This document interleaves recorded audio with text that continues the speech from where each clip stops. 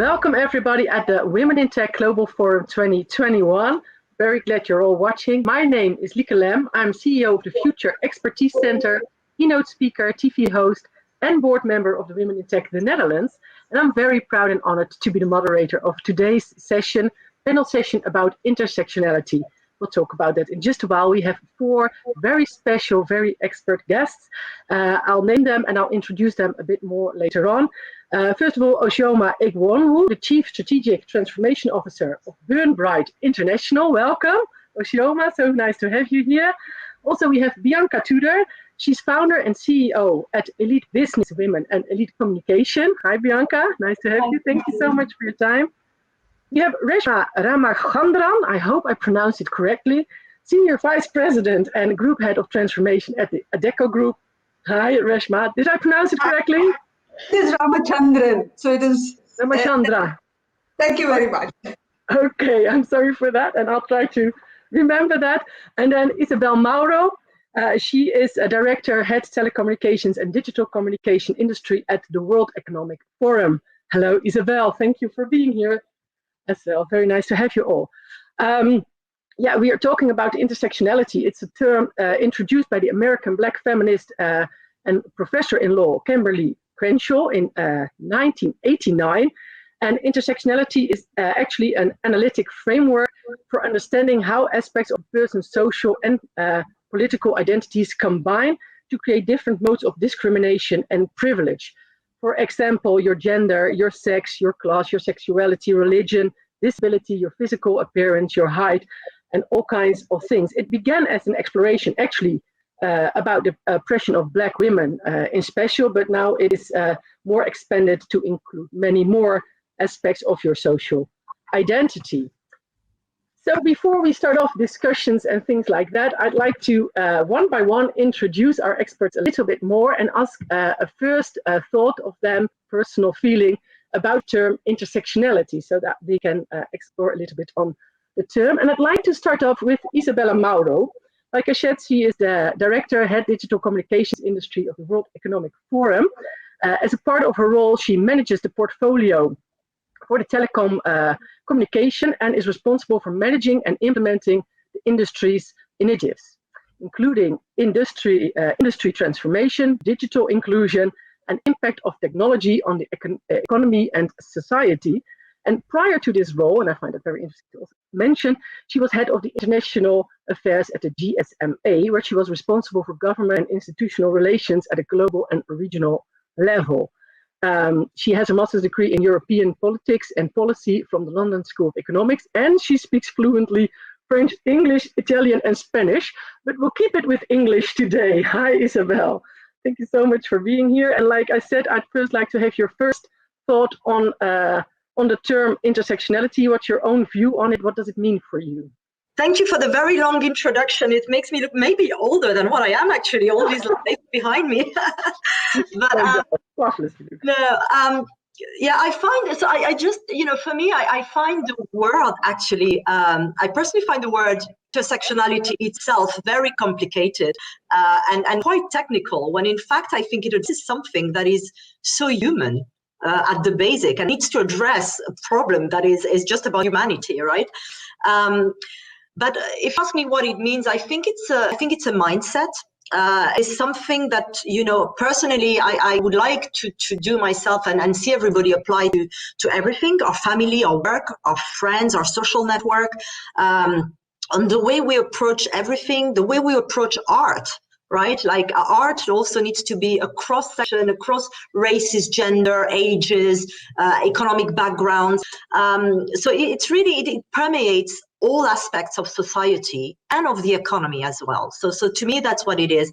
And if you ask me, what does it mean to me personally? It means 2020. Because the impact of COVID crisis, I think, had a much greater impact on all this section of the intersectionality, if you want, and all the vulnerable population. Because if you were a woman in 2020 and still now, you had to do 3 jobs, right? You had to do your normal job, you had to do your normal at-home job, plus homework, and you had to homeschool your children. Because, you know, from all my friends, I didn't hear that many of the husbands or boyfriends or partners were doing that. So I would say, you know, there was a lot of that. And then, of course, because we know that the Black communities, for instance, in the US, but elsewhere, were much more affected. And economic vulnerable populations in every country was much more you know, impact as well. So for me, COVID and 2020 really brought it to the forefront. Okay, yeah, to the forefront. Okay, well, thank you very much. It was just a short. We'll expand on it a little bit more later on. But I'd like to go to the next speaker of today, Osioma Egruonwu. And I will ask again, do I pronounce it correctly? You're doing great, yes. Oh, thank you so much. Well, you're an internationally celebrated speaker, strategist, scholar, and an expert in transformational strategy and system change. You are the Chief Strategic Transformation Officer of Burn Bright International. I want to hear more about that later on. Training, coaching, and a lot of those things. You consult on transformational initiatives for a diverse array of clients, from governments, Fortune 100 companies, non-profit organizations, educational institutions. And you have spoken for the United Nations, TEDx, South by Southwest, the Web Summit stages, and top educational institutes. So you've done a lot of things, a lot of media things you've also done. And what's very funny, in 2012, you founded the World Dream Day, and it's celebrated annually on September the 25th. I'd also love to hear more about that. But first, your first reaction to the term intersectionality. You know, for me, when I first heard that term, it really ignited within me, because hearing the word and understanding the context, it was like, that's it. Because every single one of us do exist at an intersection of multiple identities, right? We have our personal identity and we also have our social identity. So for me, intersectionality brings a level of specificity, and similar to what Isabel was saying, it's also so human, because every single one of us, like I said, I'm a woman, I'm Nigerian born, but I'm also a New Yorker, but I'm also an expat living in Lisbon. And so what I bring to every single moment and how I see the world and what I have to offer the world based off of my intersection really is a unique gift. And so for me, you know, when I think about intersectionality, I think about all of those things. I think about how much of a gift it is to the person who is at, you know, each of us, what we can understand as our own intersection, as well as what we can bring to the work world, right? The workspace, as well as our interpersonal relationships. And so to me, intersectionality truly is a power that can be wielded like a mindset, but it also is one way of understanding ourselves and each other. Okay, thank you very much for that answer. Like you said, you're from New York, you know a lot about the States.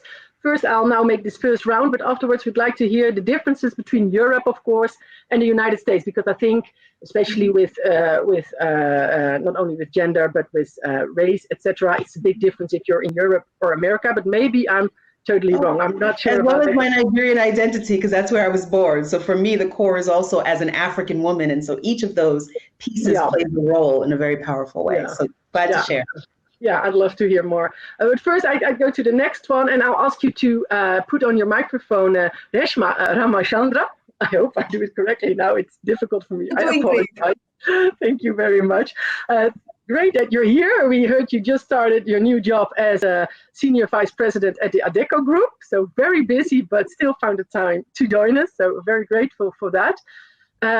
Having grown up in rural India without access to reliable power and clean drinking water and other basic needs, you felt that your purpose to empower people to believe in themselves, to choose, and to enable people to go beyond their self-limiting beliefs. And that has shaped your journey as a business leader over the last 2 decades. Reshma has lived in 13 countries across 3 continents, so she's traveled the world. And you have positioned yourself as successfully an innovative leader in solving complex business problems and enabling reinventing organizations and creating environments of respect, inclusion, and belongingness. Belongingness is a very important term if I read about you on the internet, so I'd like to hear more about that later on. Building cultures that embrace lifelong learning and reinvention, including programs to upskill and reskill people to meet the future needs. In the several roles that you've held, you were responsible for driving change, leading digital transformation, leveraging the power of data and innovative business models. Your expertise in leadership and business transformations has been instrumental in unlocking several new streams of revenue by addressing the unarticulated needs of the customer. So you have a big track record there, Reshma. We'll talk a little bit later about that belongingness, but maybe even now you can address it while giving your first reaction to the term intersectionality.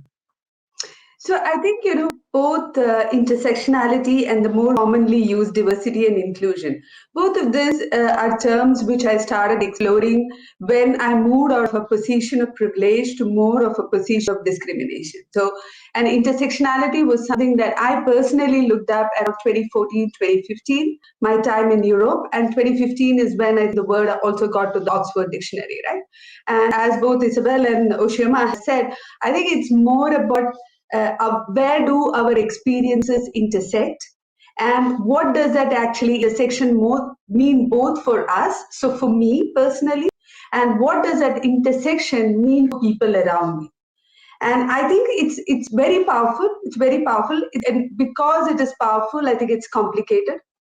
So it needs to be seen from both angles, from the point of view of the person who has that intersection of several experiences, several factors, right? Like how we grew up, the race, gender, so many things, socioeconomic conditions. And on the other side, it also means how do you make use of that value that the person brings through that intersection. Yeah. That's clear. Well, thank you very much for this first view on that.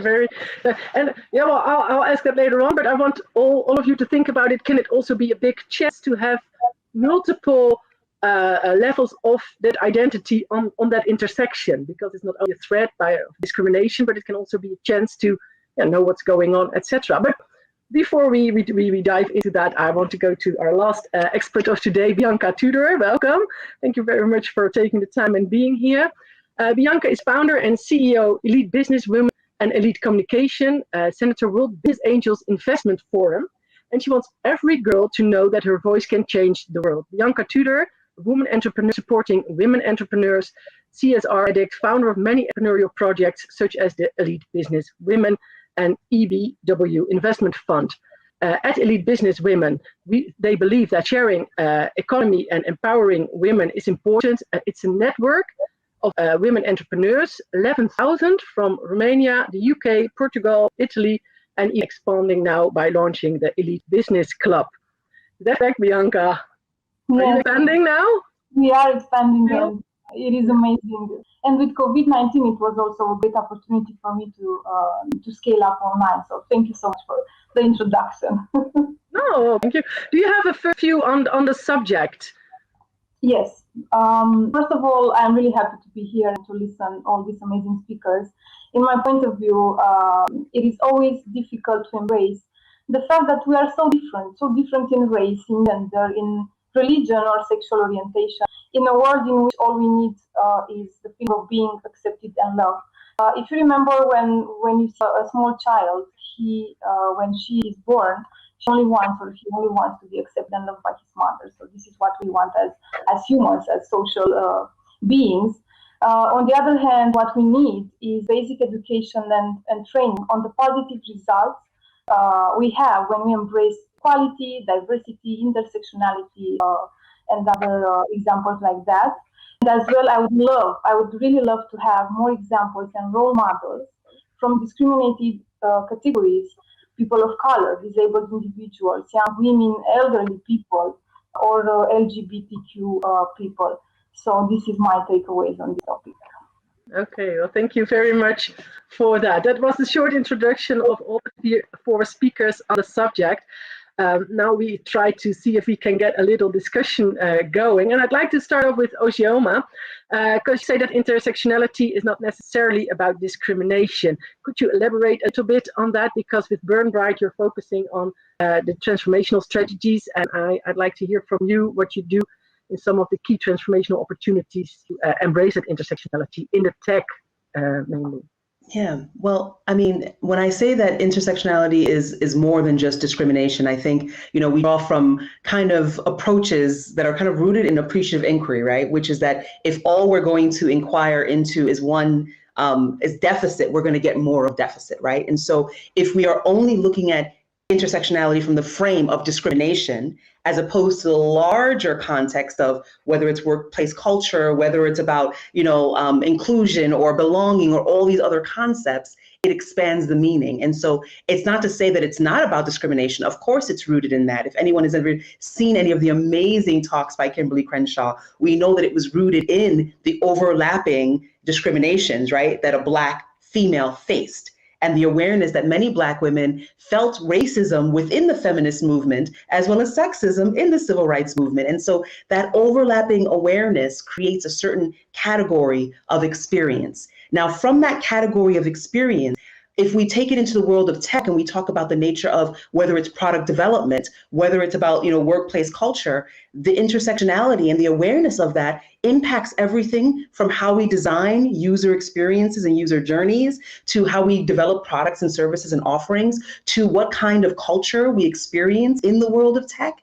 And with that is the opportunity to actually create environments where all of us feel like we are included, like we belong, where we can create our best and brightest work. And so, the work, when you talk about the work that I've done, it runs the gamut, not just obviously in the world of tech, but everything from actually doing longitudinal studies, as it relates to understanding, the feelings and the opportunities of what can be done in of diversity and inclusion.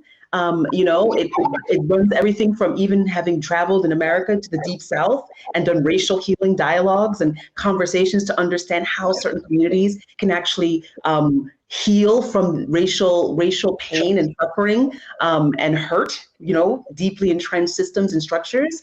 And so it also, can run the space of personal development and how women leaders, whether they're Black leaders, white leaders, regardless, how women leaders can actually be a stand for transformation, not just because they have experienced it personally, but also on the behalf of others. So it's really about, how do we transform and create the world and the cultures and the communities and the organizations that we know is possible. And so that's kind of the place that I come from it.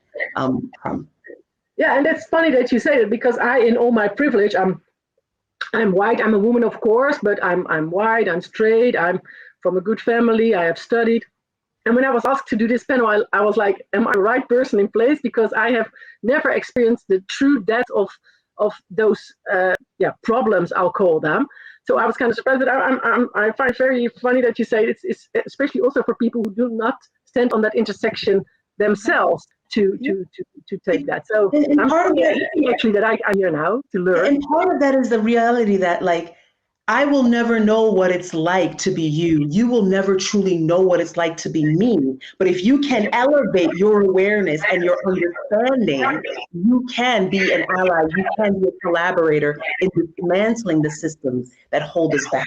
And I think that in the world today, all of us are going to have to be, able to open our hearts and our minds to align with a woman in India who has her challenges, or a woman in Portugal who has her challenges, regardless. And I think that's what's really the opportunity, understanding intersectionality and truly being able to step into the space of empathy, what I call empathy and inclusion, because those two frames hold so much. Yeah, although I do also believe that it's not only, I feel a lot of empathy, and I always think that I'm not a racist, but there's so much intrinsic in my beliefs and in the way I see things. I don't know if you girls watch the series on Netflix, Bridgerton. Yes. I don't know if you've seen it. It's a series, very romantic, and the main character is Black. And for me, that was, well, not a shock, but it was different. It surprised me in that sense, because it was staged in a time where there weren't Black in that position. So it's also seeing the examples over and over again to be aware that it's normal. You understand what I'm saying, Osioma? I have an example here, if you allow me. In Australia, in a study, white people were cast in a psychology test judging people of color. And when they received the results, they were really amazed by the fact that they have some judgment about these people on color. So there are some social stereotypes we have, and we are not so aware about that. Yeah, it's unawareness. Do you relate to that, Osioma? Do you understand what I'm trying to say?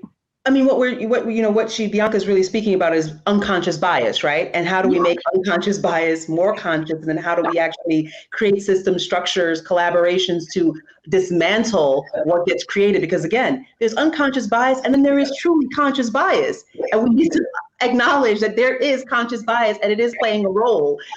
So for me, I think the difference is that when you see a white person playing a black role, especially again, for the context of America, it's like, okay, a white person can play anything.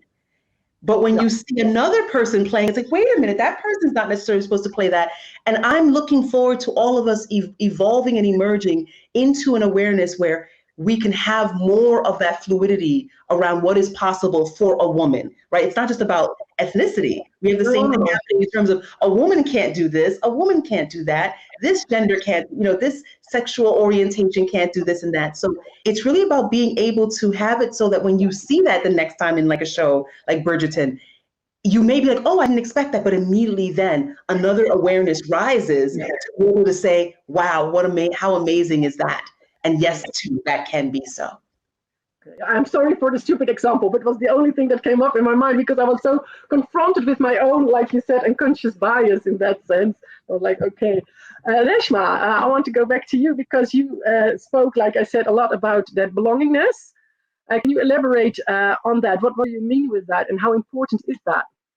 I think, when we talk about intersectionality, and for me, intersectionality, is more about experiences, right? So one is like what things we are born with, the gender, the race, the nationality. There is also a lot of experiences that we gain. And this is what truly creates those intersections.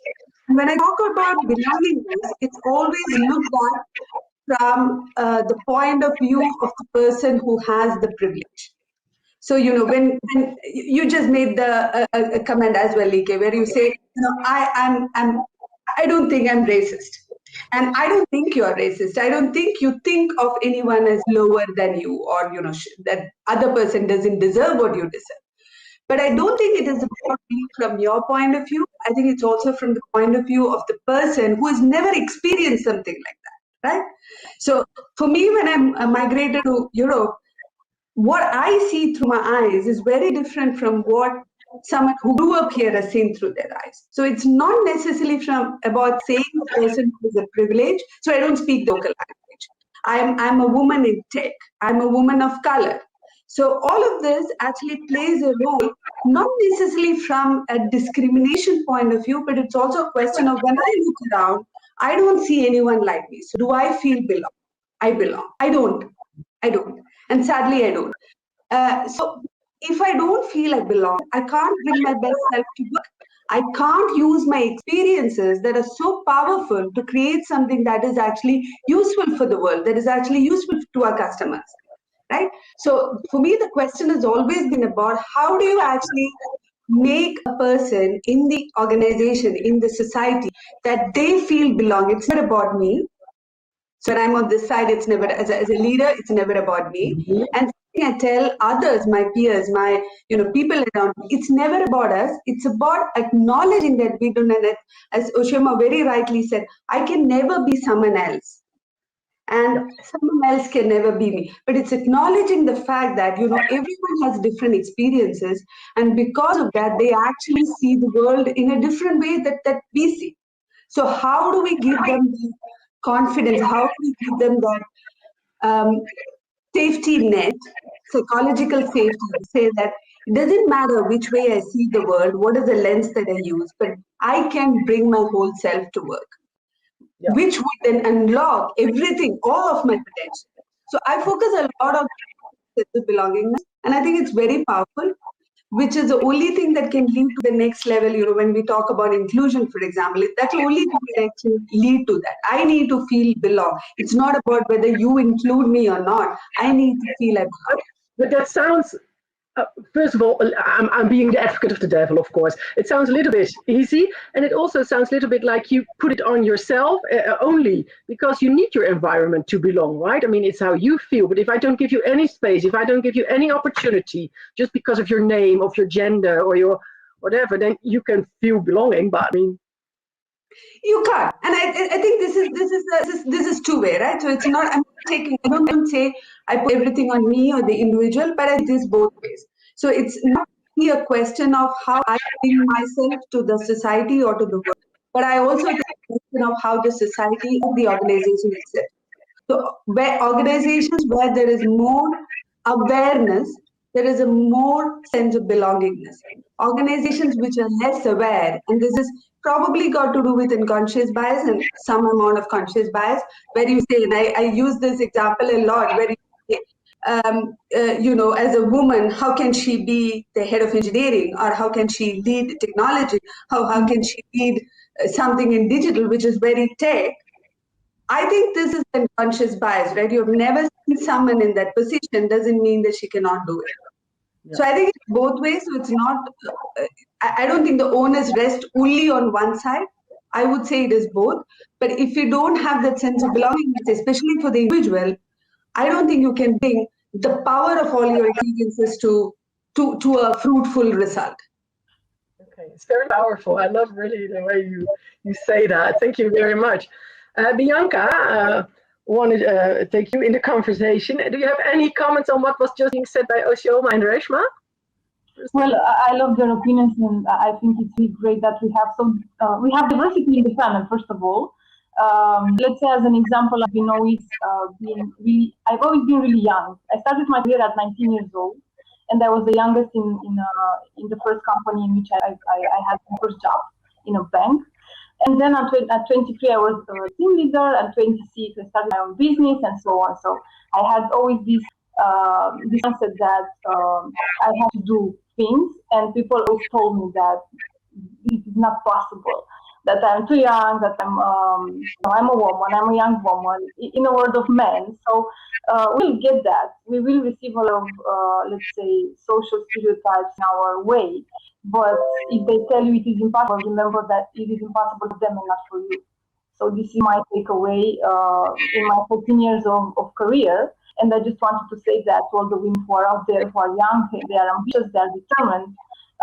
It is possible. And if you know that you can, and even though you might think you can't, just try. Just go there and do whatever you think you want to do. And you find amazing people, and I will suggest you will be part of good networks of women, such as the Women in Tech Global Movement and other organizations. Yeah, because we need to support each other, and that's the lucky thing. Age is one of those identities, but that's, I think, the only one that will resolve with time by itself. Eventually, you will not be a young woman anymore. I will always be the youngest wherever I go. But then again, there will always be those young women, of course, who encounter the same problems. So I'd like to ask you, Isabel, you're working with the World Economic Forum to educate girls and to how do you say, make that gap a little less broad. Do you think it's important to educate them in tech? Do you see special ways to do that?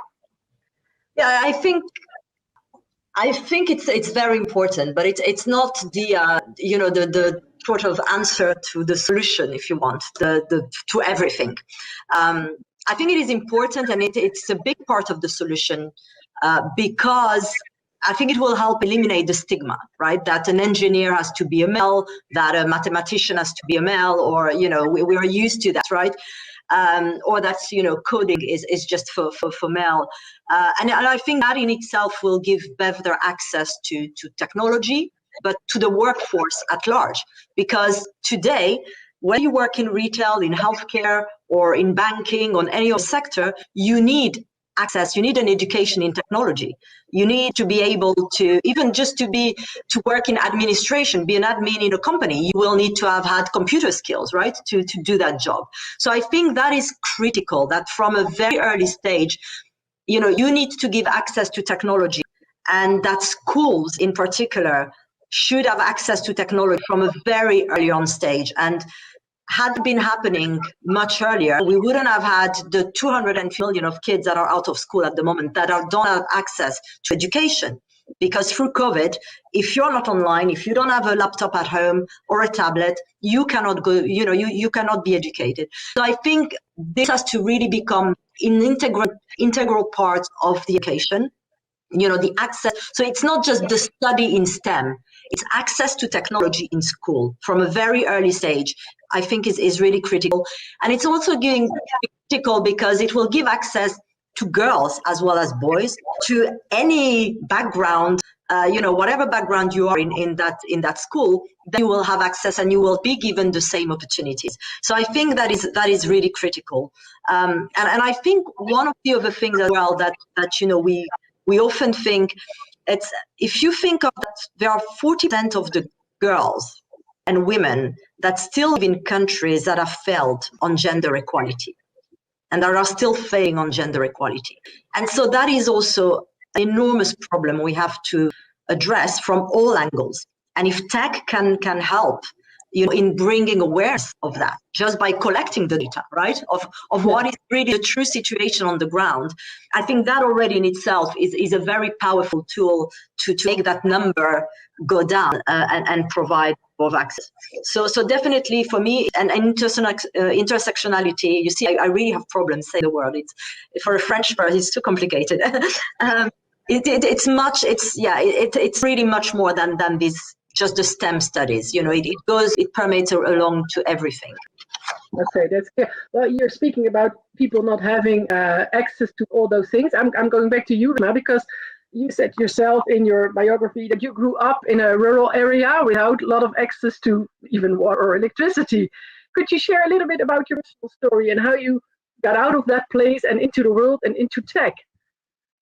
What helped you? So the tech is the easy part. So you grew up in rural India. What you actually want, your ambition is to actually have financial independence. And the only way you can have financial independence is to have a good job. And the only way you can have a good job is to basically have a STEM education. So the tech part was easy. So I got into engineering. How my journey has taken or unfolded is just a curiosity, right? So when I grew up, I just know what I didn't know. So if you would have told me about Switzerland, I had no idea where on map Switzerland was. I just didn't know. So what happens with growing up like that, you actually grow up extremely ignorant, you don't know what you don't know, and you remain like that. And I think a lot of people choose that path. Or you grow up like someone like me who actually wants to know more. So you're never happy with anything that you learn. You just want to learn more. So whether it's about experiences, so this is the reason I have lived in 13 countries. So you move because you get to experience a culture. You actually have moved different industries, although everything has been tech, because you want to learn more. So I think it just develops a deep sense of purpose, that's one, but also a sense of that hunger, you just want to learn more. So one of the things that is I'm very passionate, and this has nothing to do with just women, but I would just say people who do not have access to that kind of knowledge, show them what the world looks like, show them what good looks like. This just helps those, the girls, the kids in the schools to aspire for something. So, one of the things that I actually like is also, if you can't see her, you can't be her. So if you don't see role models, you can't aspire for that. And I grew up like that. I didn't have anyone who was a female engineer, a woman engineer who actually managed a leadership role. So a lot of women I knew had jobs, of course, but it's jobs to give you the financial independence, not the career, right? So I also made a transition from being financially independent with a job to how you convert a job into a career. And now I would say for the last 5 years at least, my career has turned into purpose. And this is also the reason why I have changed my job from a very tech engineering environment to ECHO, which is very people oriented. So what we actually stand for is to make the future work for everyone. And when I say everyone, literally everyone. So people with disabilities, women, minorities, no matter what your sexual orientation is, anything. So just about making future work for everyone. So for me, it has been a complete shift from a job to job for financial independence to a career, to career becoming a true purpose. And I think my next level would be true calling. So yeah. I'm not there yet. Yeah, well, you're on the road and you're getting there. Now I ask Bianca because you're from the network. Is it important that we support each other, and how can we do that? Do you have any examples of your organization where you say we can indeed support the ones who are trying to get there and give them role models? Because I hear that with all of you, role models are important. I love the question, and I've been very fortunate to have a lot of mentors in my life. I've been looking for them. It's not like they came to me and said, I want to mentor you. I've been always passionate to learn from people who are doing great things. And my first mentor was a man. He still is, Donovan from Noble Manhattan Code. And I remember coming to him and saying, I want to be like you. And I was 21. And he said, why do you want to be like me? Well, because I know that I have the power to do something great. And this is how it started. So I think mentorship is really important from two perspectives. The first one is like you need guidance. When you start a journey, it's like you see nothing. And you need someone who is going to say that, I reached the final destination, so you can as well. And second, because that mentor already brought some experience. He had experience and he opened up doors before you. So I suggest you go and start everything on your own. Just ask someone who already done the challenges he or she faced and the lessons he or she had after all the experience. So mentorship is really important. Another thing important as well is collaboration, and this is what made EBW to stand up as an organization started from zero. I started a business with the aim to create a new generation of women entrepreneurs and career women and women who would involve in the community and create something not only for them but for the community as well. When we invest in women, they invest back 90% into the community. So a financially independent woman will go and she will be a volunteer in her community. She will be involved in her family. She will have more, let's say, financial means to educate her children. So it's not a feminist movement. When I say EBW and it's about women, a lot of men ask me, are you a feminist? No, I think that I'm advocating for equal rights for people. And women are people as well. It's not, they're not women and people, we are all people. And I've seen in my life the impact education and access financing had brought in my life, the means that I had. I was the first woman having a university degree in my family. After that, my mother took her university degree at 45 years old and started a business at 48. And now she's doing great. But I've seen what role models can do in your life. And I'm really happy that after this experience, I said, okay, I think this is what we need. We need more real people go out there, starting from zero, sitting and coming back with the lessons and know-how and exchange of good practices. Wow, that's really so inspiring, especially that it doesn't matter how old you are in the end. It's Yes. important you want to, and that you're able to. Osioma, looking at your organization, how do you support other women? Where do you put the emphasis? Are there special projects you want to tell about? Yeah, there's a lot of, so many different ways. So the way that my organization is kind of structured is, we do quite a bit in terms of like consulting at different types of initiatives, whether it's sustainability or diversity, equity, inclusion. And that's based off of because of my skill set and what I've been able to do. But then in addition to that, there's these personal, we call transformational development programs. And so everything from Rise and Shine, which is like one of my favorite programs to lead because it really focuses on 5 core capacities for women, which is, confidence, right? Compassion, connection, courage, and clarity. First and foremost, clarity, because I feel like those to me are the 5 core capacities that when women, especially women in leadership, when they have that, they are truly able to rise and shine. And so that was actually the talk when I first began speaking at the CSW at the United Nations, the CSW breakout session. That was the first talk that I gave, was about what are the capacities that will support women in really rising and shining. And so I do an entire transformation program, personal, individual, as well as group coaching around that particular modality. But I don't want to make this a laundry list of the programs and services I do. I think for me, what we've been hearing about in terms of mentorship is so important. You know what I mean? And I would say whether it's within my organization or outside, I'm always big on mentoring young people, whether they're girls or boys. I just recently did a 3-month mentoring with a young man in India who wants to learn how to be a strategist, and he would never, my love Ravi, he would never be able to be an agency strategist, but through mentoring with me and me supporting his journey, he was able to learn how to rise in certain ways.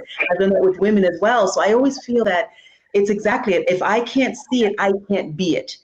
And the thing about it too, I would say, is that there's a different level of mentoring where you're just doing the base level. And what we need are like strong, passionate mentors who really believe in the possibility of those we're mentoring, so that it's not just like a rote kind of like we're just doing it just to say we did it, but we are truly taking a stake in someone's development. It's very similar to the way we do incubators and accelerators, right? Where you're taking a stake in that person or that entity's future, right? The founder in the future. I really feel passionate about that when we take people on, we really are committed to their rise and committed to their development. And so it gives me great joy to be able to have done that throughout my career. From the time when I had my own business, but even when I was in the agency world as a vice president of strategy, I always had mentees that I would coach and support. And so, especially women. Did you have your own mentor? Do you have some mentor or a role model that made a big impression on you? Oh, me. Oh my God. I've been so blessed with mentors. I would say I don't know if you know this woman named Dr. Jean Houston. She's one of the co-founders of the Human Potential Movement, and she's in her 80s. But for many years, when I was actually running an organization called Rising Women, Rising World, I was the chief operation officer, and it was a consortium of really high power women like Dr. Scylla Elworthy, Dr. Jean Houston, and Dr. Ramamani. So it was an Indian woman, a British woman, an American woman coming together to create this global women's organization. And I was the COO. And they mentored me. We had 14 different women from all over the world. So to me, I've had the mentorship of a women's circle as well as specific mentorship from Dr. Jean Houston that has made such a huge difference in my development, because she specialized in human potential. And so I was able to rise in the work that I do in the world by someone who in the 60s and 70s and beyond has been doing this level of work. So it's been such a gift. I find it very fun that you say it was kind of like a circle, because then you're like back at the networking from Bianca. It actually, I would almost say, it takes a village to raise a good woman, not a child. It does, and I think that's really right, is having more and more women stepping forward, and also women realizing I don't have to just have one mentor. There's different women who have different capacities that I can leverage and I can learn from. And in addition to that, sometimes the mentors are the ones you read in books, ones you watch on video. You don't even ever meet them, but which is, I say this because I'm trying to get more women to engage in thought leadership, and not just working, but putting out their articles, putting out their videos, because that is a form of mentorship. It's not always just about taking a young woman on or anyone on. Sometimes it's about you giving your gifts to the world, and that itself becomes the way in which we are supporting the evolution of the world that we believe in, So just wanted to kind of underscore that. Yeah, thank you very much. Well, that's good to see what we can do for each other in the world on a more personal basis, a more network basis with what Bianca said, or our own vision to it, like Reshma said. But then, Isabel, you're working with the World Economic Forum, so you're doing it in a global scale, not personally mentoring persons, but trying to see if you can create opportunities on a larger scale. Actually, you have the Edison program. Could you elaborate a little bit on what that exactly tries to do with the utilization of the people? Sure. Yeah, we launched this. Can you hear me? Okay. Yeah. The line is okay.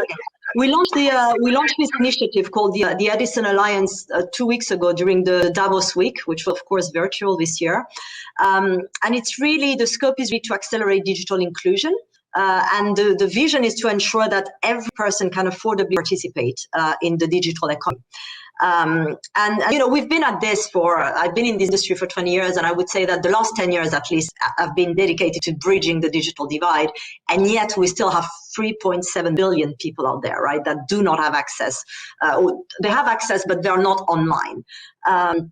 And of course, the COVID crisis, again, what it brought to light, it really exacerbated the digital divide, because you saw that, like this 3.7 billion could not work, could not study from home, could not have access to healthcare, could not even speak to their families or friends, or, And for the first time, what we saw, the reason why, there was really a sense of urgency is that when we used to talk about the digital divide, it was always, you would think of sub-Saharan Africa, Southeast Asia, and all of a sudden, I live in the heart of Manhattan. There were kids here that could not be educated. There still are children that cannot be educated. There are, that there are so many people, I think it was brought to the fore even in Europe and in the US, that these digital deserts, as we call them, are everywhere, and not just, in regions where we have maybe the prejudices of expecting them. So really, for us, the goal here is really to build a global movement to mobilize leaders from all sectors. So it's not just the ICT, it's healthcare, it's, in education, in finance, in energy, really bring them together and see how we can critically advance and put, our where our words are, where our mouth is at the moment, and really provide access urgently, because nobody's going to go back to 100% face-to-face life and world. We know that we are moving to an increasingly hybrid world, and that's sort of one of the legacy, I guess, that COVID will leave behind with us. And the urgency is really, time is now, to do this. And I think one of the power here is that once you really tackle how the use of technology can really help connect and accelerate digital access to healthcare, where you still have 2 billion people that do not have access to healthcare. So if technology can help even half of these people access healthcare, it's already something. Same thing for the 250 kids that I was saying million that don't have access to school, or the 1.7 billion that don't have access to a bank account or financial services. So when you start putting all this together, there is really a power. And in terms of intersectionality here, where it comes into force, because if you look at all these billions of people that I've mentioned that don't have access to healthcare or finance, usually it is women. The majority will be women. The majority will be, non-white people, and the majority will be in regions that are the most affected, and of course the most economically deprived. So I think this initiative is really, it's very close to my heart, and I'm really glad that we could bring it to the forum, because this is really about inclusion, and inclusion across all these segments. Because we could fairly say that not being digital widens the gap, because if you're already more poor or more backwards, then without getting that education or that access to healthcare or whatever will put you further. What do you have, like a strict how do you say that in English? When would you say that somebody is connected? Do they have to have one laptop in their house, or do they have to have access, like say in a library or a public space? Because, like, for instance, I have 4 children, and even I got a letter from school that they should all have their own laptop, and I'm wealthy, but they didn't all have their own laptop to have schooling, and they should all be in a separate room. So now with COVID, even for people who are privileged, it's difficult. But when would you say that a child has access to digital school? So it's not just a child; it's everywhere. Like and I think that's what the UN are trying to refine. What means meaningful connectivity? What is the definition of meaningful connectivity? And it varies so much from region to region. If you're in a village maybe in a country, I don't know, in a least developed country, even just the power of putting a mobile phone in the hands of someone in a village can already tremendously change their life. If you are in a more privileged background and you have 4 children at home, in the US, in Europe, or elsewhere, maybe it's a different act, right? It's, do you need 4 laptops? And even if you do, do you have the means to afford the broadband access to that capacity? Because you will have to upscale your broadband package, right, every month if you want to have 2 parents working from home and 4 children at home. But so it really depends on the circumstances, on geographies, on the economies of the countries, what it is. But in schools, I would say a little bit what I was saying before. It's making sure that it's not maybe every child that has a laptop, but that every class at least has a computer to be able to use and start with skills, and then take it from there.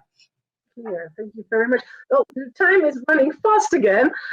We have some issues left that I really would like to discuss with all of you, but I'd like to make it a more vivid discussion that everybody can just, say anything they want. I would say raise your hand or something, and then we'll see you and we'll put you in because I'd like to know your opinion about the use of words. How important are words? So there are always a lot of discussion, like should you say he or she, or should it be an it, or from bathroom to really the words that you use. How important is that? I start with you, Oshioma, but if anybody feels that they have something to say, raise your hands. Oh, Reshma. Oshioma, yeah. Yeah, okay. I thought I wanted to go first because this relates to my own bias. So last year during COVID, I had a nanny to help me at home, and she couldn't come anymore. So I said I was home, so I said all that I need is cleaning lady. So I just need someone to come and help me with cleaning. And there is a online site that you can advertise, and I'm looking through this when I have a son, and we talk a lot about bias and use of words. And he came, sat next to me and said, Mama, are you not biased? You're looking for a cleaning lady, not a cleaning person. Right? And I think it was a very powerful moment for me when you think that you are not, you are aware of biases, or you are advocating for removing unconscious bias, and you're actually, making an impact at an organization level, at a social level, but in your own homes, you're still biased about how you look at certain roles, just because and in German, it's actually, anywhere you look at it, it's always puts Frau.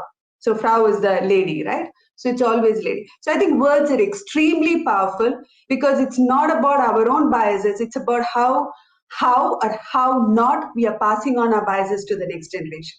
Yeah, you keep them going by using those words, I think. Anybody who recognizes this wants to comment on that, Isabel? Yeah. Yeah, totally of that as well. And just one thing, maybe a comment I want to say as well. And I hope, again, because that points to the points of the power of words. For me, living now in the US, and in particular this year with the Black Lives Matters and everything happened in the use of words that we even use to describe certain races or I have found it difficult to find an evolution of what is correct and what is not, and what is offensive and what is no longer offensive, and how words shift. So I think there is so much education to be done there, because I have been very conscious, in particular, I come from France, where we are probably the most offensive country in the world. So I have an appalling track record. We are rude, and being in the US, where you have to be so careful about the words you use, to me has been a great lesson on how being, more careful, how I use the words, how to describe things, to describe people, and it's a constant learning curve. And so, yeah, just to emphasize, I couldn't agree more how the power of words is important, and how there is so much we need to educate ourselves on what is right or not.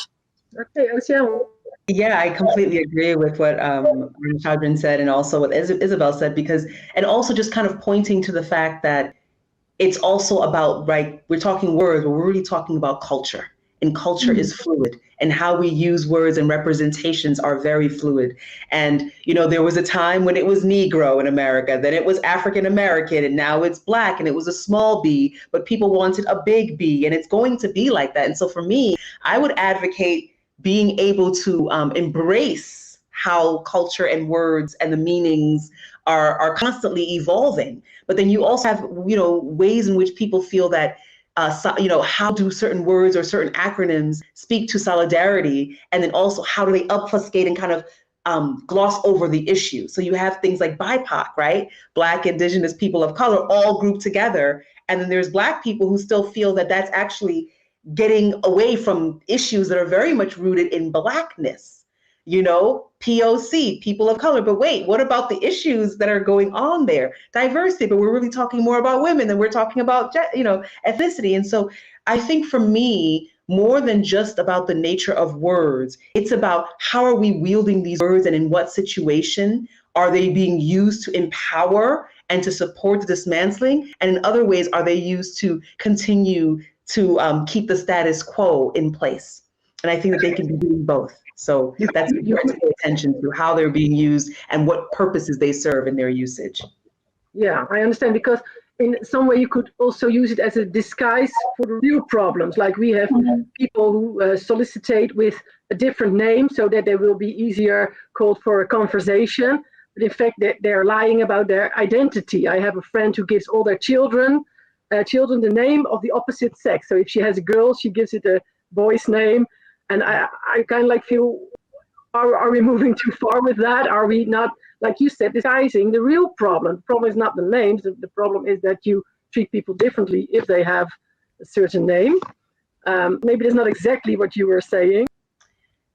Yeah, what I'm saying is, for example, right, when we talk about diversity, even when people talk about diversity of thought, so we're going to use diversity to talk about diversity of thought, but then from a social identity perspective, there's not actual real, maybe gender diversity, or there's not real ethnic diversity. And so the same word being used in ways that can actually not support the true shifts that need to be made. So it's about how are we wielding and using it. But I know Bianca wants to build on this. Yeah, I will agree with Bianca. Thank you so much. I was thinking while you were talking about the fact that there will always be unconscious bias. We will always see things differently. This is why we have so many opinions, and we have diversity, inclusion, and intersectionality. What I think it would be important is that we teach girls and boys as well to know who they are, not to be hurt by people's opinions about them. Because, when a young girl is told that, maybe she's not tall, or maybe she's not slim, or she's, I don't know, she has the nose, I don't know in what way, she will be hurt, and she will not have confidence to go out there and to be whoever she wants to be. But what we need to do is to educate boys and girls to know who they are, and the fact that it doesn't matter your skin color, your hair, I don't know, your height, your whatever. It's about know who you are, and the fact that you are incredibly amazing as you are. And no matter if you are maybe an individual who has health issues, I have a lot of people around me who maybe they are not able to do sports, but they still do something little in their home, in their houses. So just to educate more about the fact that it's not what people see, it's about what you see in you and what you can build. We're almost at the end of this panel session. I'd like to give all of you an opportunity to say one more thing to the audience directly, maybe a good advice or a lesson, but I'd like to ask you to keep it as short as possible because we're kind of running out of time, but I want to give each of you the opportunity to say. So Reshma, if I may start with you, is that okay? I just have one thing for all the women who are watching this, be the role model that you wished you had. Thank you very much. Bianca. Wow, it's hard, but I would say that everyone has the right to build a prosperous life. So no matter where you are, just go for it. You have one opportunity, you can. Okay, thank you. Oshoma. Yeah, I would say embrace your own intersections as well as create opportunities for others. Thank you very much. And last but not least, Isabel. Well, I would say to every girl out there, aspire to be in a panel like this in 5 years' time to discuss something else than intersectionality or gender, but to discuss tech, the future of finance, the future of energy, so that we are, truly embracing gender across everything. Thank you very much. And I truly do hope that. And I hope that this panel for the Women in Tech Global Forum will contribute to that. And I hope we reach a lot of girls, women, people, and that the world will change for the better. Thank you very much for your contribution to that goal. Thank you very much, ladies. And thank you, watchers. And have fun at the rest of the Global Forum.